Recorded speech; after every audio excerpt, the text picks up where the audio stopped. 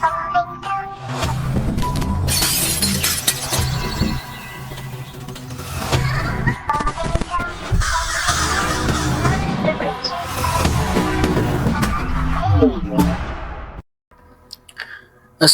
আলাইকুম, স্বাগতম সকলকে। এই পর্বে আমরা একটি রেকর্ডিং শেয়ার করব। রেকর্ডিংটি পাঠিয়েছে মাইশা, ঝিনাইদহ জেলার হাটগোপালপুর গ্রাম থেকে। বেশি দেরি না করে চলুন শুরু করি। তার পূর্বে একটি কথা বলতে চাই, যারা এখনো আমাদের চ্যানেলে সাবস্ক্রাইব করেননি অবশ্যই সাবস্ক্রাইব করবেন এবং আমাদের সাথে থাকবেন। সকলকে ধন্যবাদ। চলুন শুরু করি আজকের ঘটনা।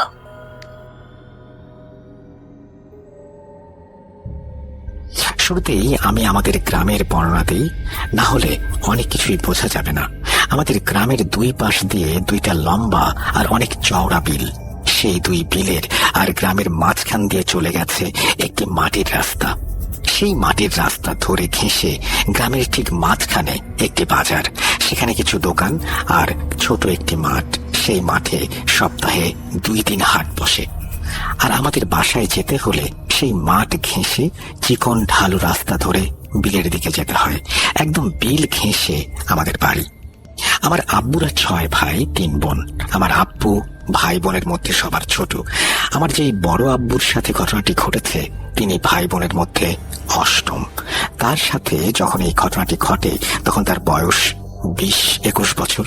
আমাদের গ্রামটি শহর থেকে অনেক বাইরে। তখনও আমাদের গ্রামে বিদ্যুৎ আসেনি। গ্রামে যেভাবে মানুষের বসবাস সেটাও শুরু হয়নি। আমাদের পাড়ায় মাত্র কয়েকটি পরিবার। আমার বড় আব্বু তখন কলেজে পড়েন। তিনি ছোট থেকেই অনেক চঞ্চল আর দুষ্টু টাইপের।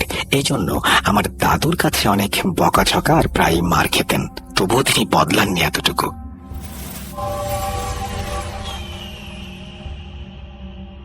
1980 সাল। গ্রামে শিক্ষার আলো নেই বললেই চলে, আর ঘৃণ ঘটিত ঘটনা অহরহই ঘটে। আমাদের গ্রামে এবং আশেপাশের গ্রামে তখন অনেক বেহুলা পালা, যাত্রাপালা আর মাদারের গানের আসর বসত প্রতি রাতে। সেবার শীতকালে পাশের গ্রামে মাদারের গানের আসর বসেছিল। প্রতিদিন সবার কাজ শেষে অনেক রাত ধরে সেই গানের আসর চলত। আমার বড় আব্বু সেদিন সকালেই প্ল্যান করেন আজ রাতে গান শুনতে যাবেন। সেই জন্য দিনের সব কাজ শেষ করে সম্পূর্ণ তৈরি হয়ে থাকেন রাতের জন্য। আমার দাদু জানলে তাকে যেতে দেবেন না এবং অনেক মারবেন। তাই ভয়ে তিনি আমার দাদিকে জানান আজ গান শুনতে যাবেন যেন কেউ জানতে না পারে, এবং তার রাতের খাবার যেন তার রুমে ঢেকে রাখা হয়। আর অনেক রাতে তিনি ডাকলে যেন দরজা খুলে দেওয়া হয়, যাতে আমার দাদু কিছু টের না পান। বাস, তিনি আমার দাদিকে সব বুঝিয়ে দিয়ে একাই বের হয়ে পড়লেন গান শুনতে। তখন গ্রামে কাঁচা রাস্তা দিয়ে সবাই চলাচল করতেন, আর যেহেতু রাতে বের হয়েছিলেন, এত রাতে তিনি কোনো ভ্যান পেলেন না। তাই তিনি সিদ্ধান্ত নিলেন হেঁটেই যাবেন। তিনি প্রায় 1 ঘন্টা হেঁটে সেই গানের আসরে উপস্থিত হন। তিনি কোনো সমস্যা ছাড়াই সেখানে যান, আর তার কাছে কোনো কিছুই অ্যাবনর্মাল মনে হয়নি। গান শেষ হতে হতে রাত 2টা। তিনি গানের আসর শেষ হলে বাসায় আসার জন্য হাঁটা শুরু করলেন। তিনি ভেবেছিলেন যাওয়ার সময় হয়তো গ্রামে কারো না কারো দেখা পাবেন, কিন্তু তিনি অনেক খুঁজেও কাউকে না পেয়ে একাই হাঁটা শুরু করলেন।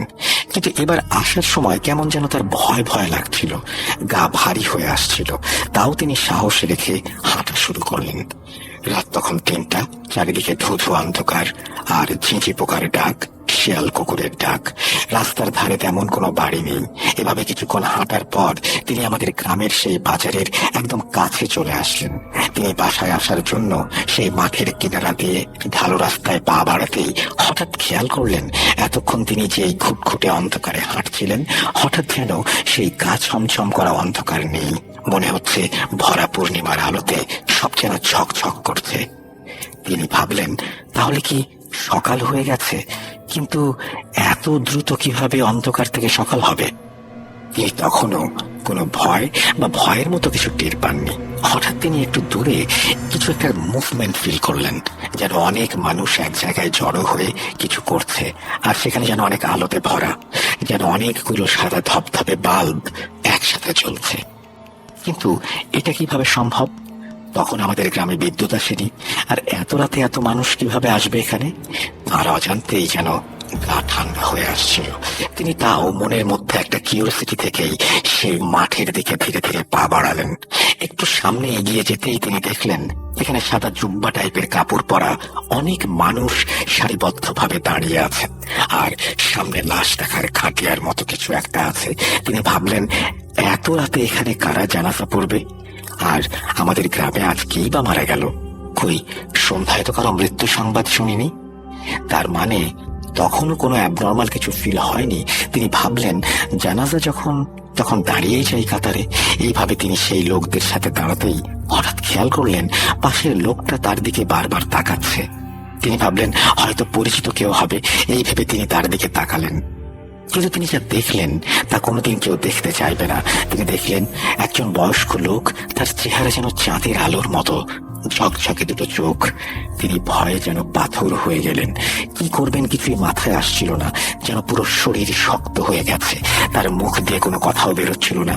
হঠাৎ বড় আব্বু লক্ষ্য করলেন সেই লোকটা তাকে হাতের ইশারায় বাড়ির রাস্তা দেখাচ্ছেন, যেন বলতে চাচ্ছেন, তুমি বাসায় চলে যাও, এখানে থেকো না, এক্ষুনি যাও। হঠাৎ বড় আব্বুর পা যেন তার অজান্তেই সেই ঢাল রাস্তার দিকে অনেক জোরে জোরে চলতে শুরু করলো। তিনি দৌড়াতে শুরু করলেন। এক দৌড়ে বড় আব্বু বাসার দরজায় এসেই মা বলে চিৎকার দিয়ে অজ্ঞান হয়ে গেলেন। কিন্তু বড় আব্বু নাকি দৌড়ানোর সময় একবারও পেছনে তাকাননি। তার চিৎকার শুনে আমার দাদু দাদি সবাই অনেক দ্রুত ঘর থেকে বের হয়ে আসলেন।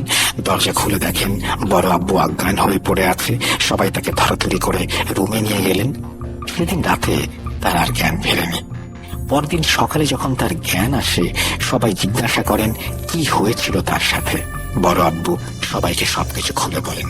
সব শুনে আমার দাদু আব্বুকে অনেক বকাঝকা করলেন, আর আমার দাদিকেও কেন সে যেতে দিয়েছে এই নিয়ে অনেক বকলেন। তারপর আমার দাদু গ্রামের এক কবিরাজকে ডেকে আনলে সেই কবিরাজ আমার বড় আব্বুকে পানি পড়া দেন এবং একটা তাবিজ দেন। বলেন যে তার এত রাতে বাইরে যাওয়া মোটেও উচিত হয়নি।